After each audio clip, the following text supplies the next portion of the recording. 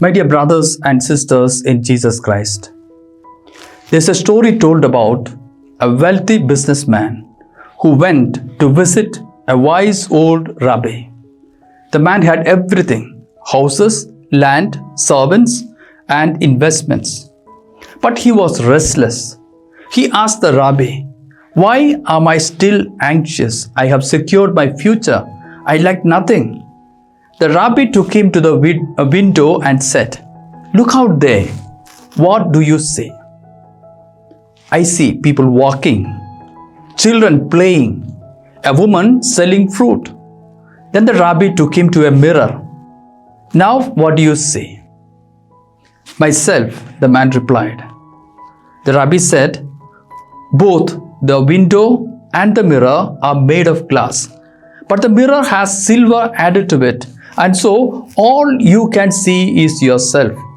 He paused and said gently, "It is not your wealth that is a problem. It's when wealth blinds you to others and to God. That is when the soul grows restless." We live in a world where success is measured by what we have: our bank balance, our house, our gadgets, our status. We are subtly told that more is better and that possessions guarantee security. The first reading from the book of Ecclesiastes says, "All is vanity." A person who has toiled with wisdom, knowledge, and skill, the author says, must leave everything to be enjoyed by someone who did not toil for it. And in the gospel, Jesus speaks to us today with a message that is both countercultural and liberating. A man's life is not made secure by what he owns. The rich fool in the parable builds bigger barns to store his grain. He tells himself, "You have plenty of good things laid up for many years. Take life easy, eat, drink, and be merry." But God calls him a fool, not because he was rich, but because he placed his trust in his possessions. His wealth could not add a single day to his life.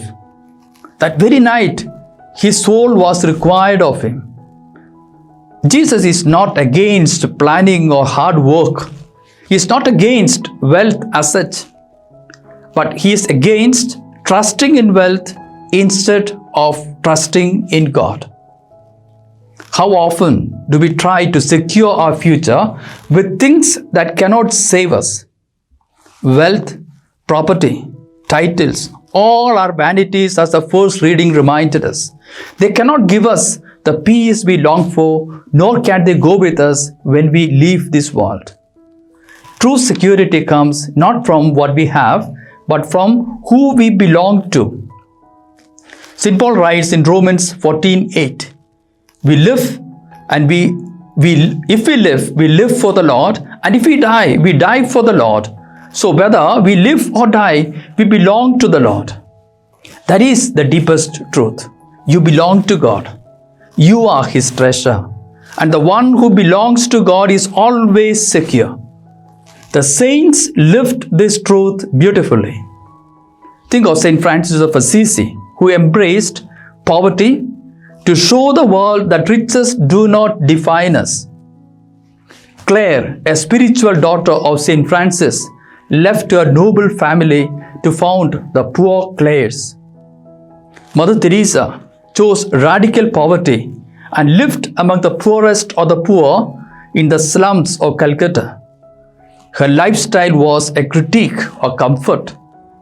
A critique of comfort-driven society, and she constantly reminded the world that love and service, not wealth, are what make a person rich. Their lives were rich in what matters to God: love, mercy, humility, service. Dear brothers and sisters, today Jesus invites us to ask a very honest question: what makes me feel secure? Is it my possessions, my position, or my achievements? Or is it the unshakable love of God? Jesus says in Luke 12:33 to 34. Provide purses for yourselves that will not wear out, a treasure in heaven that will never fail. For where your treasure is, there your heart will also be. May our treasure be in the Lord. May our treasure be the Lord. May our hearts be set not on what passes, but on what endures. And may we find in Him the only true security this world cannot give and death cannot take away. Amen.